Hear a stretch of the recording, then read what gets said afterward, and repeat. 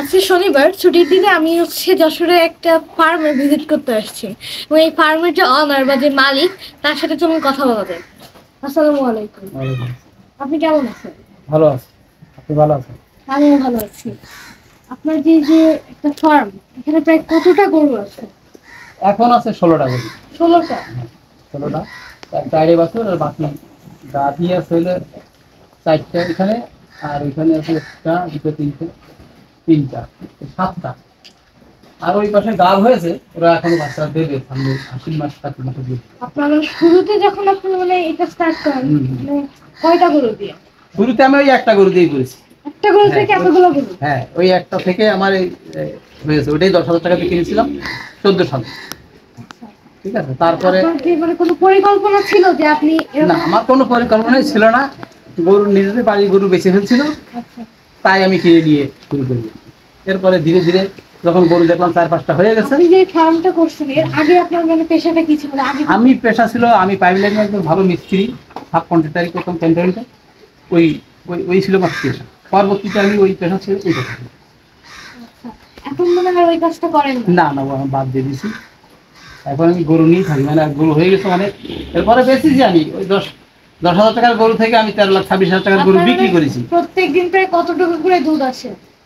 দুধ তো আমরা উৎপাদন, দুধ বিক্রি হয় না, এই জন্য আমরা উৎপাদন করি না।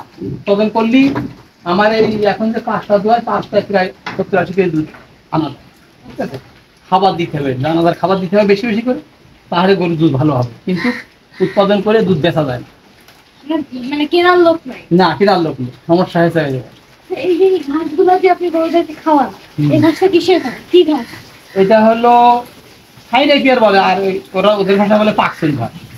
নেপিয়ার ঘাস? হ্যাঁ, না, এটা হলো পাকসুনি বলে, ওদের হাইল্যান্ডের টানছে এরা, সেই ঘাস। এই যে এই যে ফার্মটা করে এটা আপনার মানে এই যে স্ট্রাকচার বা এই যে মানে জায়গাটা করছেন গরু রাখার, এগুলো ইনভেস্টমেন্ট মানে আপনার বিনিয়োগ কেমন করতে হচ্ছে? তো খুব বেশি জানে, প্রথমে আমি এই গোলটি করেছি 60,000 টাকা খরচ দিয়েছি এই শুধু এইটা। তারপরে আবার ওই পাশেরটা করেছি, ওইটা কিন্তু মানে 80,000 টাকা খরচ। এই ছিল আমার খরচ। আচ্ছা, আপনার মানে আপনার যদি মানে আরো বেশি বিক্রি হইতো বা দুধ কেনার লোক আর এদের এদের এদের খাবার দাবার রাখার জন্য ওই পাশে আরেকটা ঘর করেছি, সেটাও গেছে 80,000 টাকা মতো। আপনার যদি মানে এই দুধ কেনার লোক থাকতো তাহলে আপনি আরো বেচতে পারতেন। হ্যাঁ, দুধ কেনার লোক থাকলে আমরা অনেকে শহরে থাকি এবং অনেক বেশি টাকা দিয়ে আমাদেরকে দুধ কিনতে হয়। আমরা কিন্তু চাইলেই এরকম মানে একটু শহর থেকে বাইরের ফার্মগুলোর থেকে, এরকম ছোট ছোট ফার্ম থেকে আমরা চাইলে কম দামে বা মানে খাঁটি দুধটা পাইতে পারি। মানে না, তা ঠিক। অনেকে চাইলে কিন্তু আপনার কাছ থেকে দুধ নিতে পারে। সেক্ষেত্রে আপনি আপনার ঠিকানা বা আপনার ফার্মের নাম বলতে পারলেন। আমার এখন ফার্মের নাম দিয়েছি নাজিমা ডেইরি ফার্ম, এই পর্যন্ত। আপনার মানে লোকেশনটা কি, কোথায়? লোকেশন হচ্ছে এই বালিয়া ভেকুটিয়া কলোনি পাড়া। যশোর। হ্যাঁ, দেখো এখানে ওই ইয়ে আছে যে রশিদিয়া মাদ্রাসা পার হয়ে আছে ডান পাশে। কমেন্টে সার্চ করে দিন।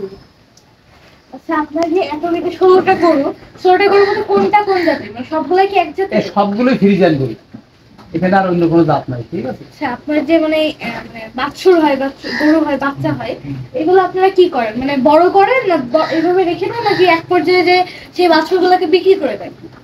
আমি হলো গাভী বিক্রি করি, আচ্ছা, আর এড়ে বাছুর গুলো ছেড়ে দিই। এড়ে বাছুর বিক্রি করি, এড়ে বাছুর আমি পুষি না। ঠিক আছে, এড়ে বাছুর গাভীর সাথে হয় না, সেই জন্য আমি এড়ে বাছুর গুলো দুধ ছাড়ান হলেই বেঁচে দিই 80,000, 90,000। ঠিক আছে, একটু যেগুলো বড় হয়ে যায় সেগুলো 1 লাখও বেচা যায়। আপনার মাস শেষে প্রায় মানে কেমন টাকা লাভ হয় বা?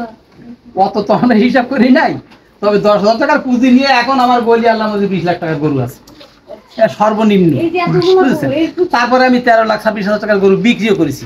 আবার বড় মেয়ের একটা দিছি, ওখানেও 6-7টা হয়ে গেছে। ও বড় মেয়ের একটা গরু দিছি আমি। ঠিক আছে, সেই গরু থেকে 6-7টা হয়েছে। এতগুলো যে 16টা গরু, মানে এগুলো মানে পরিচালনা করতে, এগুলোর যত্ন নিতে বা এগুলোতে খাবার দিতে বা এগুলো দেখাশোনা করতে আপনার প্রত্যেকদিন প্রায় কত টাকা ব্যয় হয় বা খরচ হয়? তা হয়, আমরা ধরো যে গরু এখনো প্রতিদিন প্রায় 600 টাকার হলো শুধু দানাদার খাবার খাওয়াই, আচ্ছা, আর হলো ঘাস এরকম, আর 2 ভ্যান ঘাস আনা লাগে আমার। ঠিক আছে, 2 ভ্যান ঘাস খাওয়াই।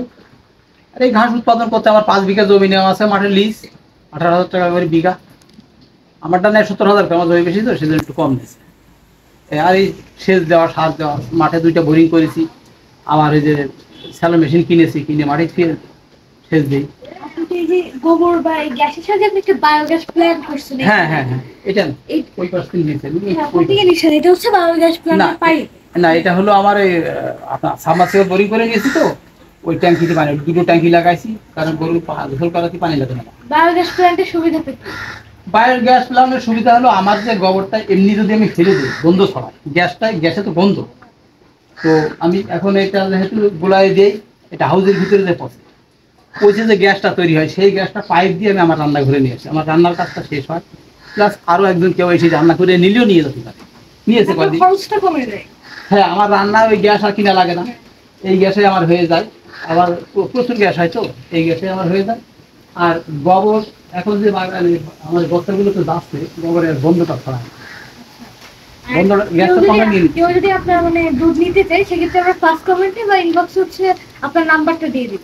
হ্যাঁ, আমার ফোন নাম্বার হচ্ছে 01714 793978। অনেক ধন্যবাদ এতক্ষণ সাথে থাকার জন্য। আপনাদেরও ধন্যবাদ। দর্শক, এই ফার্মের এই গরুগুলোর কিছু অংশ আপনাদেরকে দেখাই চলুন।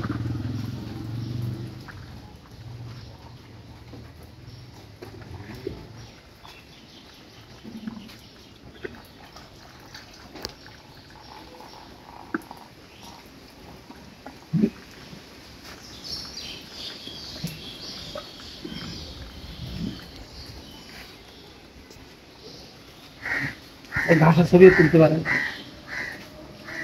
কেউ। এতক্ষণ আমার ভিডিওটা দেখার জন্য থ্যাংক ইউ। এবং এরকম যদি আপনাদের কোনো দুধের প্রয়োজন হয়, আপনারা যোগাযোগ করতে পারলেন চাইলেই।